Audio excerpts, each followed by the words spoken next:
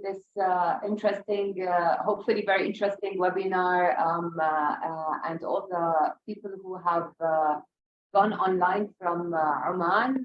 We are very happy to be able to have this opportunity to share our experiences with you. AmCham Jordan hosts, like Heather mentioned, the FTA unit. And the FTA unit in AmCham Jordan has been around for more than 15 years. We have a lot of experience, and we have a full export and import program, and we are sharing our experience with you as part of the interregional cooperation that we have with the MENA AmCham Regional Council members, which Oman, of course, is a member of. I think most of you know Lana by now, and we are lucky to have with us today Ms. Sundus Samara. Sundus acts as a partner and quality manager at the Environmental Lab for Microbiological and Chemical Analysis in Amman. Sundus, welcome to this webinar, and thank you so much for being with us today and taking the time out of your very busy schedule. Jordan, the testing lab specialized in food and water testing, which are both part of the phytosanitary requirement testing that is required for companies who are wishing to export to the US for some of the products, of course, and Sundus and Lana will go into the specifics. Since November 2012, Sundus has been leading the transformation of family business from food testing lab to offer services in more than several sectors, including food, pharmaceuticals, water, cosmetics, and chemical analysis. So once again, thank you, AmCham Oman, and thank you, Sundus and Lana, and everybody who's joining us online today. With this, I hand over the floor to Lana. Lana, the floor is yours.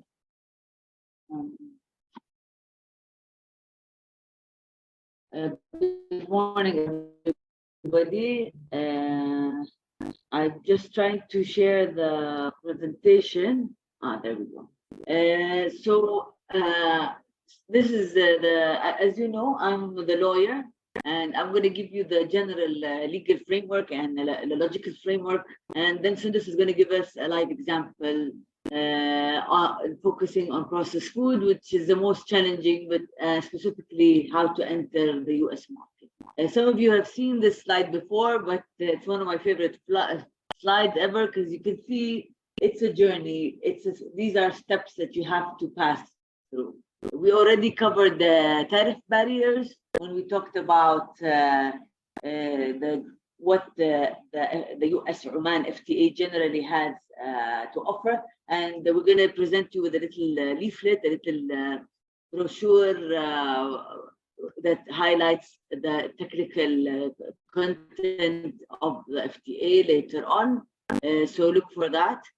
Also, we talked about the tariffs and how if you meet the rules of origin requirement, then the the Omani goods or the US goods can enter tariff-free. Tariff is the duty that you have to pay on based on the value of the product to allow you to enter across the border. The FTA waives the tariff, so it becomes zero. So once you have that requirement, we go into the second step. Here we're going to focus today on this step, the non-tariff barriers, and we're going to talk about the specific goods, what kind of elements and requirements have to be contained in the product so it's allowed to enter. Then in the third step, we're going to look about actually selling to the US. So the marketing issues and the sorting issues, which will be covered by Ragad, which is more fun than I am. But you need to know the facts, and you need to know the first two steps, because without them, you can't get to the fun part, the third step.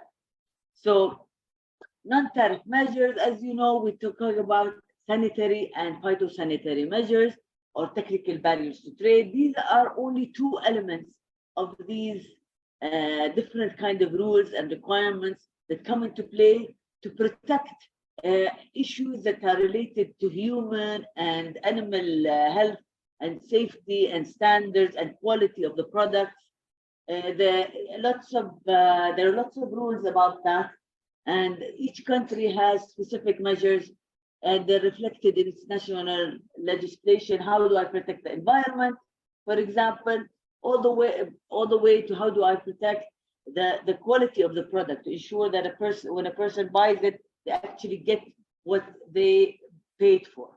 So these measures, they are mandatory measures. We're talking about the measures that are imposed by the governments to allow the product, the goods, things that are tangible, to enter the border. So they're crossing the border and be sold freely in the market of the exporting or importing country. In this case, it's Oman and the United States.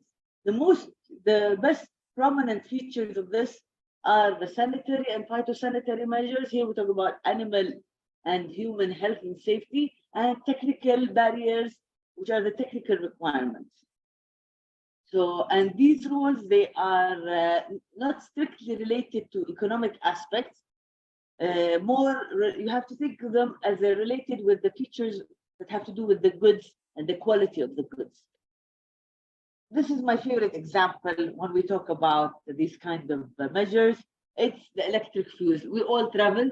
We're all buying electric equipment. If you go to the US, you can never buy anything because it won't work, because the whole voltage, the whole system is different. So, and if I look at the fuses, for example, you can see that in every country, there's different types of fuses. Type G, which is the UK, for example, then type D and M, that's European. And you can see in the EU market, this is harmonized. That if you go to Europe, the plugs are the same in the EU. This is part of the harmonization when they talk about the single market and issues like that. In the US, no, it's type A and B, the ones in the orange, and the voltage is different, everything's different.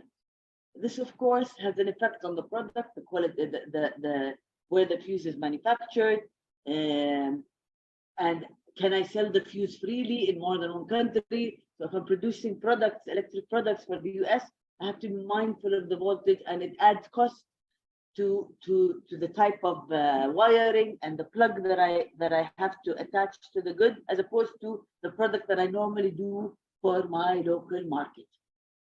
And so this is a typical example, the power outlets. Another more complicated example is toothpaste. Toothpaste, you can see the labeling requirements, the product, there are very strict rules related to this kind of product. And when it's just a medical device, or does it move into an actual medicine, if it has fluoride or it has different things. Normally these products are, because they're related, you put them inside your mouth, they're very related to human health. They're very strictly regulated. You have to register them beforehand. They get tested. The labeling requirements are very stringent.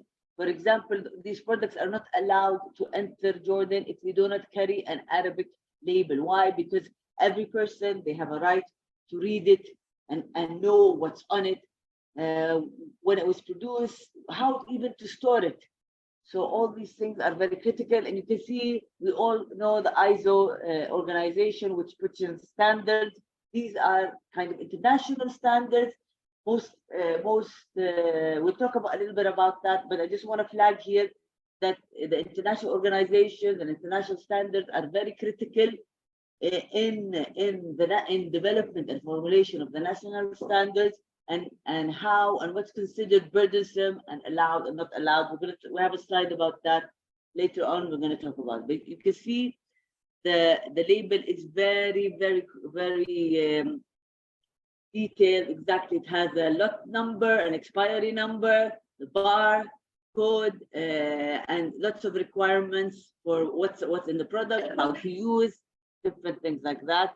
You can apply that to all medical device products, and even more stringently when we talk about pharmaceutical products and the like.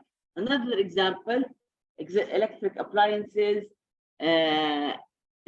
Because we all know that there's a big issue when we talk about energy efficiency. So many countries have adopted legislation about this. On the top right, we see the US labeling system. the US Department of Energy, this yellow and black label, it shows the guide, and it's mandatory that you have this label on your product. And it tells you how much energy it uses, what's the energy efficiency. On top of it, we have this Energy Star. The Energy Star is an independent body that will test and certify and allow you to put their label on your product, which is a sign of quality. When it comes to the Omani label, it's on the bottom right here. This is the updated label. It's from the energy efficiency rating labeling system. There's a department for energy in Oman, and it applies the GCC standard. So you have a GCC standard, and then it's reflected at the national level. And you each, to use this label, if you're manufacturing electric products, use this label on your goods, you have to get approval. So it's tested by the Omani authority, and the mark is then allowed you're allowed to put the label on your product, which tells consumers the quality of your product and how energy efficient it is, etc.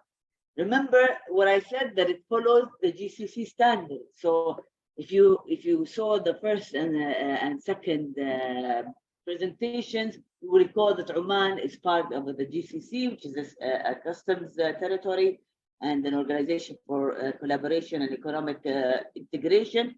And there are these these are overwhelming standards agreed together, regional standards agreed together from the group that then reflect into the local standard.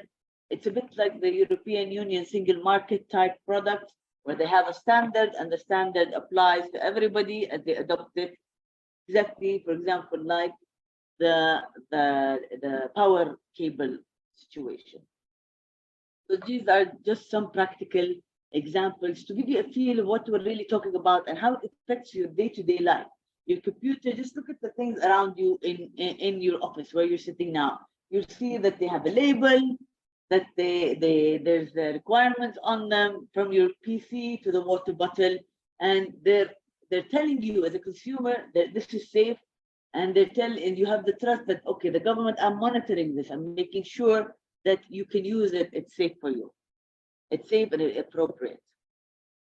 In a world where we have lots of, like coming out of the COVID-19, really lots of people and consumers are becoming to appreciate the sanitary and phytosanitary measures, which affect what the products, mostly what we eat, the environment, and it has strict rules and regulations related to the types of how you deal with animals, the quarantines, the testings,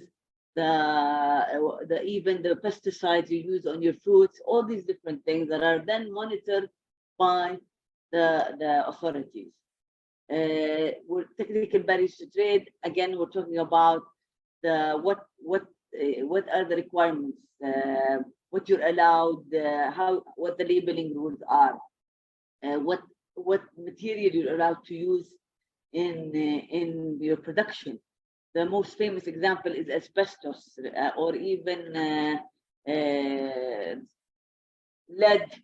What the percentage, all these things matter and affect your product and are changing as we grow and as we learn more about the different items. Plastic, we use plastic all the time. What's happening with plastic? You find that there are new regulations that you can't use plastic bags, or the plastic bags have to be biodegradable. Additional taxes are being imposed on plastic bags. All these things are measures, technical measures, or phytosanitary measures, not strictly related to trade, but have to do with how we deal with our environment and all these different things. And protecting the consumer, protecting the environment, protecting resources, making sure that we don't,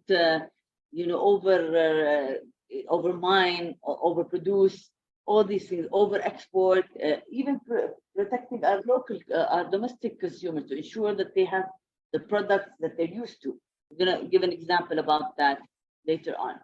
But these types of measures, while sanitary and phytosanitary measures, SPS and TBT, technical measures, are the most prominent, they're not the only. Non-tariff measures can take other forms. like pre-shipping quotas or price controls or export controls. For example, if you go to Egypt, they're very strict about what you buy, what you export, because they want to protect their cultural heritage. So this is a type of non-tariff measures.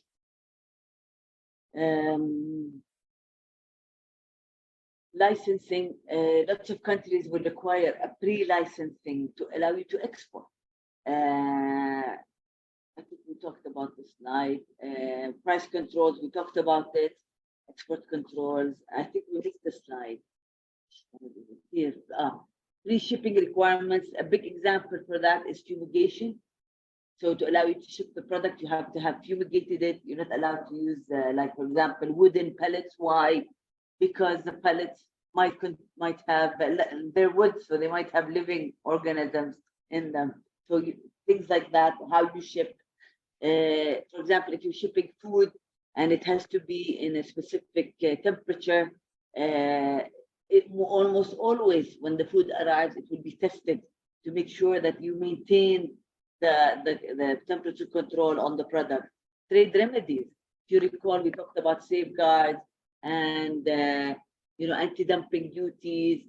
These measures are to protect legitimate policy objectives and take the form of non-tariff measures. These measures, of course, are applied by both the importing country and the exporting country, and there's a reason why they do it. As we said, to ensure quality, to protect human life, protect legitimate policy objectives like the trade remedies. Also, when you export, you will face these kind of requirements in your own country before you export and at the country of recipient. A big issue also when we talk about trade, why will the exporting country take these measures? Because I want to make sure that the products that I export are quality products. Because if one seller for any reason is not respecting and complying with the different measures that are required nationally, and the exports go out and they're found to be not in compliance, this will reflect badly on the whole country's exports. So the damage, the economic damage on the country is greater than just affecting one seller or one supplier. So we need to be mindful of this when we think about it. It's on both from the exporting side and the importing side. These rules are absolute reputation, not only but of the country. There are losses like monetary losses that have been avoided. Non-tariff measures, as we said, they impact trade, as Ragad complied. So we have to be aware of them at the different stages of the production and export process. And it is the responsibility of the business to comply with these rules. So as a private sector, it's your responsibility to comply, make sure that you abide by the different rules. Of course, this comes with additional costs, even starting from having a separate employee. Like we know almost all countries have a quality control employee, or engaging international experts to find out what are the specific labeling requirements, what are the different weighing measures that I need to know and understand to be able to comply with these rules. If you remember, we talked about the star, the energy star. Lots of countries depend on third-party bodies to test and give certification. I think Sundus is going to talk to you more about that, and that applies not only to food but different kinds of products. The Energy Star is a good example. It's a third-party, independent party. The CE mark, what else kind of marks? The ISO, they come and test. It's third parties that say, yes, you're ISO compliant. The HACCP as well. So let's look at the Oman case. Oman, like any other country, these are the top 10 most non-tariff measures that Oman applies. And if you have a look at them, you can see, I'm going to revert to the paper copy, please, because the screen is a bit difficult to read. So you licensing and permit requirements to export. Oman applies a lot of licensing. For example, if you want to export fish, you have to have a export licensing from the fishery department in Oman. Product quality performance, you test for it. Technical barriers, you test for requirements. Specific authorization from so there's a lot of inspections, a lot of procedures, and the last one is inspections. So you go and inspect. So this is the top 10 technical barriers from the Omani side. This is a slide that shows the sectors where the tariffs are most important, focused. You can see at top of this is the food, because why? It's that's really related. Then you have all the way down to plastic and rubber and metals. What's the coverage ratio? It's 100% for food, 100% for textiles and clothing, where you inspect and check the labeling and the products. For example, in textile, we know there are very, very strict rules on what goes into the product. It's flammable, the allergies that people face when they wear these products, because why? They touch the skin of the person, so they're critical and important to consider. And of course, there's different rules for like baby clothes. There's a whole bunch of rules of even the pins and the plastic that you use. Baby toys is another very big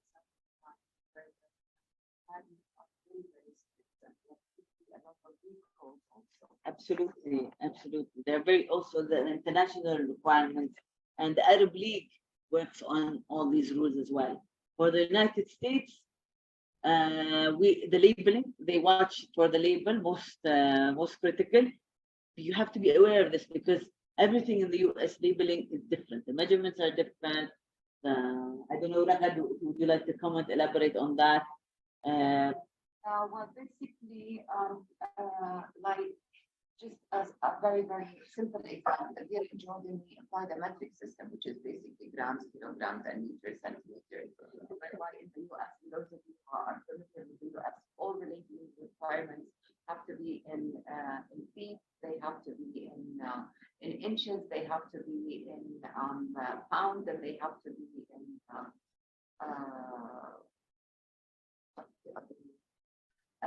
so different units, different measurements.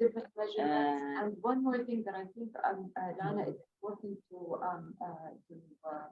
mention here is there could be a foreign facility inspection by the US government, and I think Sundus will be covering this, because the US needs to make sure that the product that is made in Oman or any other country is exactly the same and follows the same rules and the same compliance that of any other product that is actually produced in the US. So this is something that we will go into later on with Sundus. Yes, so these are the top things that the US looks for. Traceability information requirements. This puts an obligation on all producers, from pharmaceuticals to cosmetics, personal care items, medical devices, all these sensitive things, food, to have a traceability system. One step forward, one step back. Most of you will be familiar with this. Export subsidy, here we're talking about the different measures that companies put into place or governments put into place. So all these things are non-tariff measures. What's the top? Food, 100%. Again, all the way the same. We can see the same level of different was shifting, but they're almost very close by, because, and you'll find this internationally, most governments will check for the most critical issues where they will focus their resources. And as we go down the risk parameter, the inspections will and the requirements will differ. Lana, can I just jump in? Lana, I just need to jump in real quick. Rahad, when you're speaking, if you could just please move closer to the microphone. We're having a very hard time hearing your contributions to the presentation. Thank you. So when we talk about WTO, we talk about the Oman-US FTA. As you recall, we talked about this, that both Oman and the US are members of the WTO, and in the FTA, they revert and adopt by reference with rules contained in the WTO, TBT, and SPS agreements. These agreements place in the principles by which you can adopt, so not overburdensome, and as necessary to protect human and animal life, aligned. And that's why when we talk about international standards and being part of international organizations or regional systems, it's very critical because they affect how we formulate our national standards and our national rules. So that's just a general overview. All of this, what we talked about so far, we're just talking about with the mandatory requirements that you have to comply with. However, there are market rules and market labels. And a lot of them have to do with the organic. The halal is very important. Halal isn't for like in our country, it's mandatory, it's assumed. They will not allow any meat products into the country unless they are halal. This is not including pork meat, for example. But in markets like the European Union or the US, this is an additional mark. It's not mandated. It's an additional mark that the consumer looks for. Sometimes there are conditions that your buyer, like let's say Walmart or Starbucks, will say, I will not buy from you unless your packaging is biodegradable.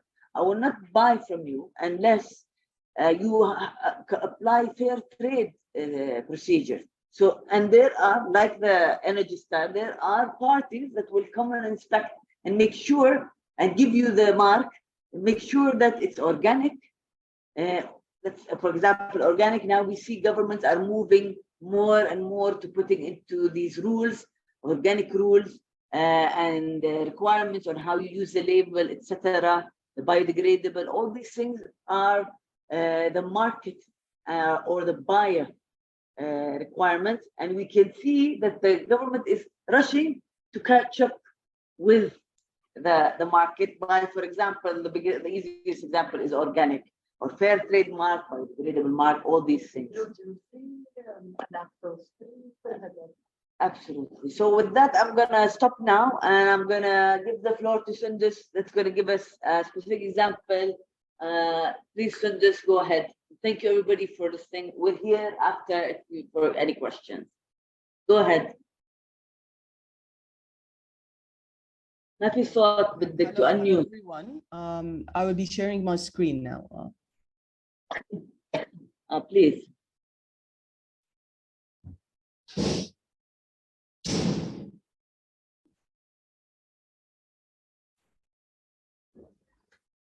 Sundus, you wanna Iowa? Thank you. Okay. So good morning, everyone. My name is Sundus Samara. I'm a Quality and Operation Manager at Environmental Laboratory. I will walk you through in one of the examples with the current regulation in the of exporting products to the United States. So before that, I would like to give a brief about ourselves. We are a third-party testing lab. We are accredited by ISO 17025 by Jordanian accreditation and from the US by Perry Johnson PGLA. We provide services to manufacturers and exporters who want to provide health certificates of phytosanitary to their product. We test and we compare the product to certain specification when it's needed, like in the inspection cases. We have more than 23 team member performing analysis across the different sections. We perform more than 200 tests, and in the past 5 years, we have tested more than 30,000 samples, and that's around more than 100,000 tests. Okay, one of the things that usually confuse people is the USDA and the FDA differences or inter-collaboration or jurisdiction interferences. So when we are talking about USDA, we're talking about a product that is mainly produced like fresh fruits, vegetables, dairy products. We're talking about meat, eggs, poultry. The USDA is is controlling and managing the US Dietary Guideline and Supplemental Nutrition Assistance Program benefits, and that's for us is not important, but as an exporters.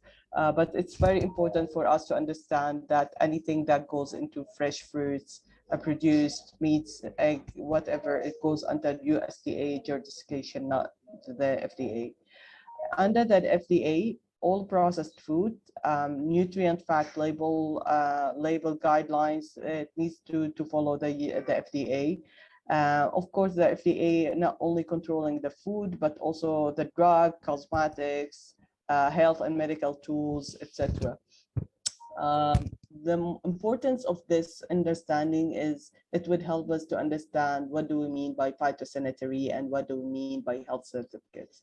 The phytosanitary is the certificate that's given to many produced products, vegetables, and stuff like that, grains, etc. It's technically telling us that we don't have any plant-based products or rodents or insects into this product or this sample. In the health certificates or the other testing, it mainly will be requested by the FDA, and we will go through the expected testing that or checkups that would be requested by the FDA. But to give you another more clear idea, on the oversight and overlapping in the FDA and USDA, a frozen vegan meal will only need an FDA approval because it become a processed meat. A processed meal, sorry. However, a frozen lasagna with a traditional meat sauce need a USDA inspection to ensure the quality of the meat and the dairy ingredients. And this is only, I have to say that I'm not sure about the Oman status, but the country itself, it has to be acknowledged and approved as an exporter of meat and dairy products to the USDA. And this is mainly guidelines that will be implemented and inspected on a country level, and it's mainly would be related to the ability of the country of doing the traceability and doing a certain inspection across the governmental of that country. So I'm not sure about Oman's status, but I'm sure that, for example, in Jordan, we are still in the process of getting this step done. So if you got a company and wanted to export its product to the US, then the company must follow the FSMA. The FSMA is a Food Safety Modernization Act. It's a new thing that was approved through Obama time, and the FSMA is a new law that was approved to grant the FDA a new enforcement power and imposes a new requirement on manufacturer, process, bakers, and distributors of the food. So most of the people who are in a food industry now has to go through FDA and get an FDA, make sure that they are registered with the FDA under this act. This registration was not enforced before. It was requested, but it didn't have a time frame, and it was not as strongly enforced that they need to re-register before. Currently, everyone need to be registered, and they have a window from 1st of October till 31st of December to register their company every year, and it has to be done biannually on an even years. So last year, we saw many Jordanian company that got FDA inspection, and they literally come and do the inspection in the facility. Last year they did it in Jordan, in the facilities in Jordan, and we expect to see the same next year. This is what I was saying. The originally they were requested to register, but they were not requested to renew this registration. Now below it's required. The FISMA also the FISMA also grant FDA an authority to suspend any company or food facility under certain circumstances. So if a company had a false claim, or have some complaints coming to its way, the FDA had the right and the authority to suspend it on the spot. And I believe we saw that when the FDA, I don't know if you remember a few years back, there was a hepatitis A outbreak in the US market, and they traced the source of that, and the source was an imported strawberry, frozen strawberry products that went into the production of smoothies in some places. So that company and the country imports was stopped immediately, and then they had to run more deep investigation to understand it and to isolate the incident. The FDA, when the FDA come and inspect companies, they need to have, they would look mainly into an HACCP system. They would look into the hazard analysis. So a HACCP would be a minimum requirement for any company who wants to register to export to the US. They have to have a food defense plan. They would look into the GMP. They would look into food labeling requirements, if it's fulfilled or not. Some of the requirements are already shared previously, and like name of the company, clear identification of the product. If there's any specific information that need to be shared, production date, or at least expiry date. Most of the US market accept best before. Instead of expiry date, use best before or best before. This is the most used term in the US market. To register companies, and this is not a promotion. I don't have any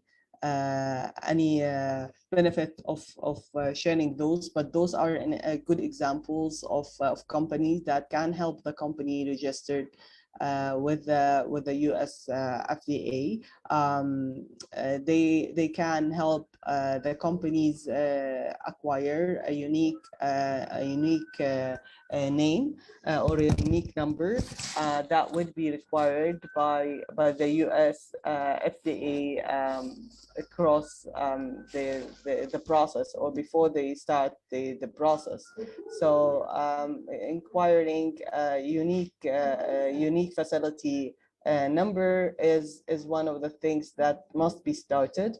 In many cases, the US FDA would require the manufacturer to produce or to register certain products with a unique number as well. So they would have a number also for the product, not only for the facility, but it starts always with the facility unique number. The US now more focus in identifying safety hazards or threats, and they are now introducing many programs that I will be discussing later on to help them control these safety threats.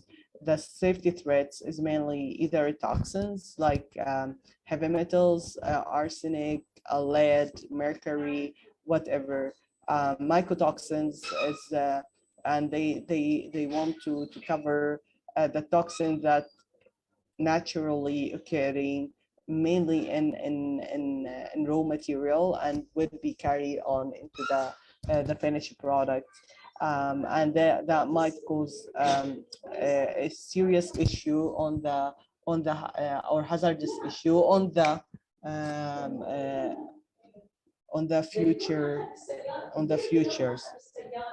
Chemical contaminants like pesticide residues. Pesticide residue is very important, and there is a certain issues that the exporters need to take care of. If a sample failed a pesticide residue analysis in the US borders, all your products will be destroyed completely. So you will be losing all the exported products, and this is very important to be checked before you export the product and the FDA sample it on the borders. Pathogenic and microbial threats. This is the most well-known and most acknowledged threats, as we can see the effect of it immediately, mainly salmonella, hepatitis, and other pathogenic that cause listeria contamination, of course, pseudomonas. Those microorganisms, particularly that might cause a food poisoning, is a crucial.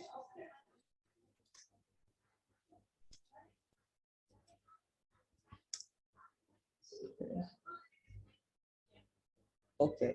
The other thing the FDA will be looking at is your label. I saw cases where people wrote a false claim on their label, and with the false claim, the issue become a big issue when it goes into the U.S. market, because whoever imports your product in the U.S. market would assume that you use the right label claim, and if it turns out to be a big issue, then it would be you might face a legal act, and so people need to be make sure what they are writing can be supported with a certification or documentation. For example, I saw people who's write GMO free, and the product, the raw material is not GMO free, and when it was tested, it wasn't GMO free. The US allow GMO product, but you have to be clearly labeling it. Same for organic food. You cannot claim an organic food without having an organic food certificate. So if you have this false claim, you might face a lawsuit, or they might ask you to recall the product itself. It's also very important that that the manufacturer is writing the appropriate labels. And this means that if you have a risk of any form of allergies, this needs to be written.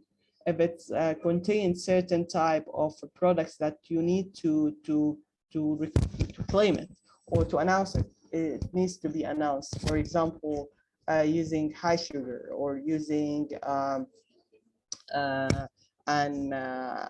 another sugar of chemical sugars like aspartame or whatever.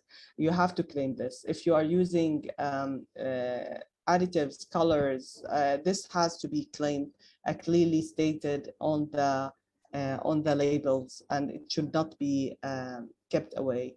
There is some specific requirements for some states in the US, like California. So California have a special requirements, extra requirements on the FDA, on the labeling that is required. So if those requirement is not considered for California, the product will be recalled and will not be allowed, especially under Proposition 65. For example, California requests manufacturer to produce, to test, for example, acrylamide. And if the product contains acrylamide above the acceptable limit, they have to say this product contain acrylamide or might contain acrylamide. So this is an extra requirements for California itself. This is an example of the new nutrient facts panel requested or label requested by the FDA. So this have, you should have the serving size. The serving size is how much is expected that you will have in the container or you will eat per day. You have to have the calorie clearly stated. The calculation of saturated and trans fat should be included with the daily value. And the daily values itself has been updated. So the values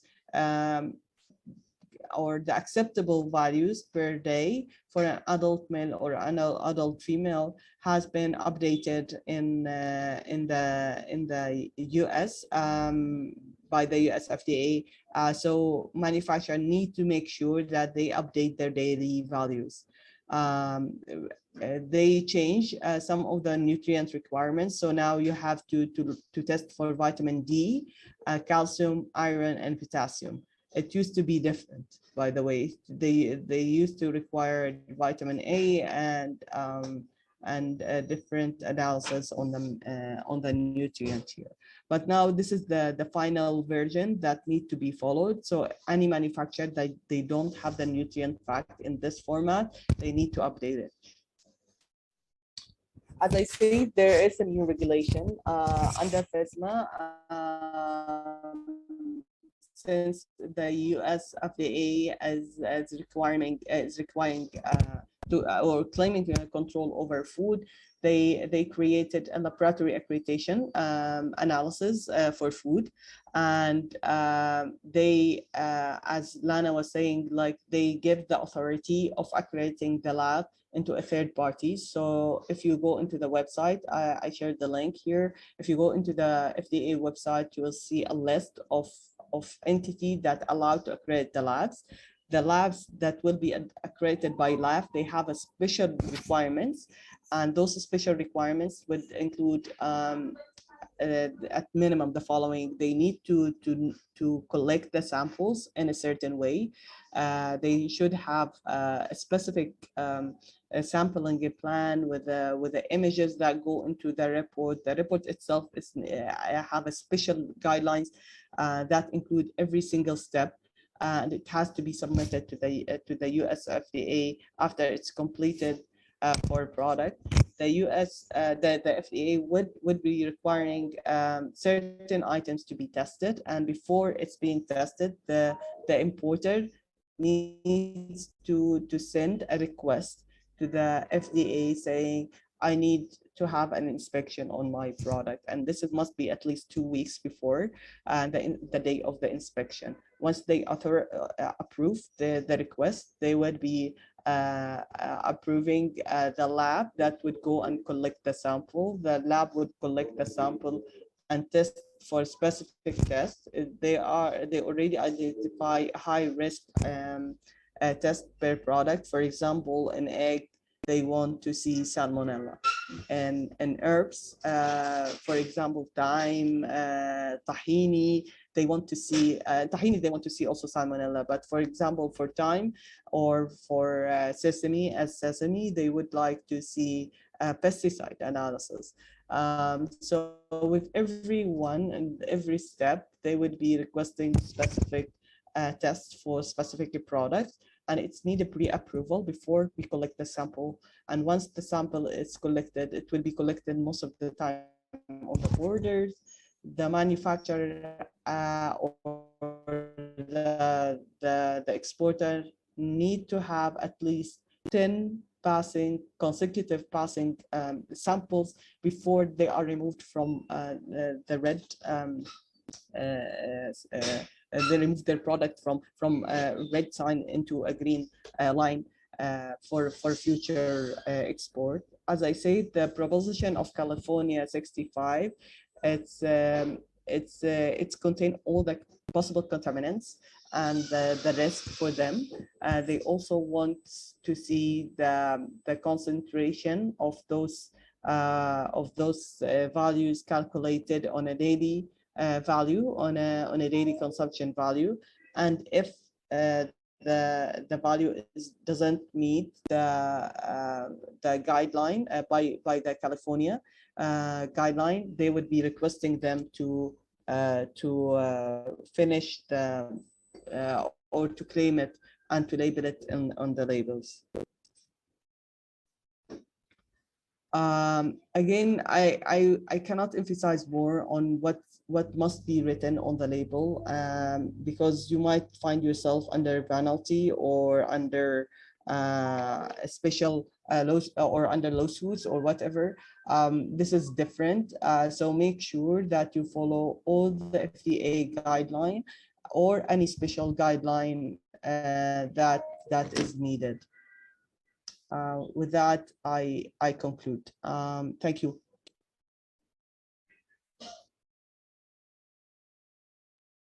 Thank you, Sundus. It's really lovely to have you and hear this practical perspective.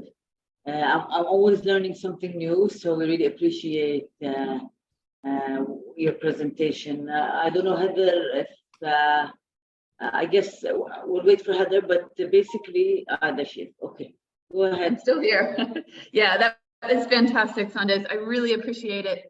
And all the resources that you provided our members today was particularly helpful. And, while the presentation will be available to our members, I will also ensure that these resources you provided them are on our website in an easy to access place. So I do appreciate you sharing that today with our members. Sure. I already shared it with Lana, so Lana should be able to share it as well. Absolutely. So Lana, do you want to wrap up before we have questions? Or do you have a, sorry, do you have a few more slides? Right away. I think questions? We're ready for questions? Yep. Okay, fantastic. Well, you know what? Why don't I start off? I'm going to start off with a very general question since we have a small group today. So let's just say I'm a business. I'm in the very early phases of considering exporting to the US. In this example, let's just say I do electronics. Where would be the best starting place for me to start understanding the requirements for my specific product? I thank you, Hannah, for this. It depends on your. First of all, you need to comply with your local rules. You need to make sure that your product is complies with the local rules. Then you need to go to the country you want to export and check what are the specific standards and requirements. For that, there are associations you can join. There are international websites like the ITC that can give you access to the rules. If you're looking at a specific product, you can or a buyer wants to buy something specific from you. You want to get the feedback from the buyer. There's all over the world there are organizations. In your case, we're talking about standards and metrology. In the US, there is the international body. What's their name? But basically, you want to look at the standards in your sector. So you want to go to the association, you want to check the requirements and the specifications for your product. When it comes to electric items, safety is key. And when you talk about the voltage, all these things, these are science, it's science. You need to comply with the scientific requirements. So you need to have an engineer that's able to read and plan and understand the specifications. Where you get the information, you have to get an expert, is key, but a lot of the stuff is online. So most of the standards you have to buy. So they cost money. And for example, if you want to do a refrigerator, you want to check the ISO standard, and then you want to see what else kind of specifications your buyer or the market might want to have. Or the energy efficiency levels. We know that in the US, they're progressing, but they're not as high as the European standards, or even I know for a fact that Jordanian energy efficiency standards are higher than the US standards. In energy efficiency, last time I looked, there was about last year basically, but the US is progressing. And if you have more higher standards, you're allowed to enter the market, but you can't have lower standards or lower requirements. If you have higher safety, higher product quality, it's allowed. You must meet the minimum. But remember, there are government requirements, and then there's your buyer requirements. A good example for this is if you want to do detergents. In our region, we have lots of colorful detergents, red and pink and green. And in the US, they're like the detergents want. So the color specs, these are market conditions. So my advice is, okay, you can do the research, but ultimately you need to get an expert and you need to invest to enter the market. Ragad will touch more on this in the coming two presentations and talk to you about market and the consumer preferences and trends and how to identify and find your buyer. But before you do that, you have to make sure that your product meets the specifications, not only of the legal requirements, but what you buy, what the buyer you want. Because when you identify your pricing, that comes into place as well. So I hope ANSI, it's ANSI. The organization is ANSI, the American Institute for Standards. But each sector will have its own body and how they develop the standards. Thank you. Yes, and true story. Americans, we do prefer our white detergents over some of the very colorful ones. Can we open the floor? We do have some participants here. Would you like to answer? Do you have questions for us today? Feel free to type them in. Or yeah, type them in or just shout them out. It's a small group.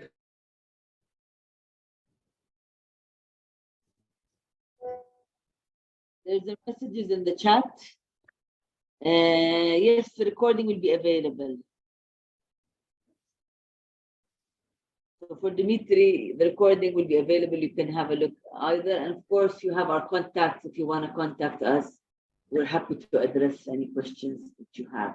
I should say that Sundus has an accredited lab. So she's one of these companies that can help you get your certifications to enter the US market or the regional markets as well. So we're very grateful to have her on board.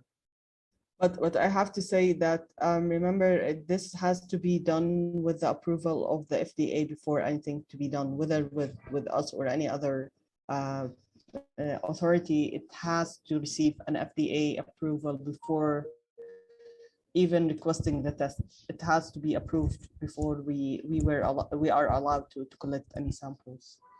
I agree. Of course, FDA is only one requirement.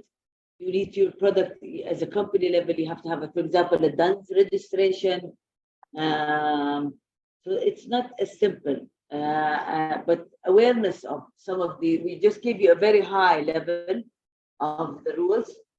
But before embarking, please do your research, please benchmark, and we're here to help you, of course, with the Oman channel 4. Fantastic. Well, if we don't have any questions, you can expect the link to the live recording within the next 24 hours or so. So again, thank you everyone for joining us today. We hope you found this session very helpful.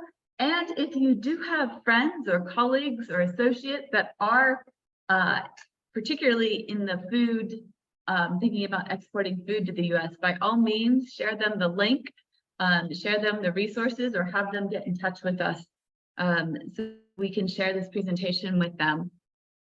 The next one will be later in August. We will have that information out on the next session and within the next week or so. So otherwise, thank you again. Thank you, Lana and Rahat and Amsham Jordan for your support. And we look forward to seeing everyone at the next session. Have a great afternoon. Okay. Thank you. Thank you. Everybody, bye-bye. Thank you, Sundus and Heather. This is great. See you next time. See you. Bye. Bye.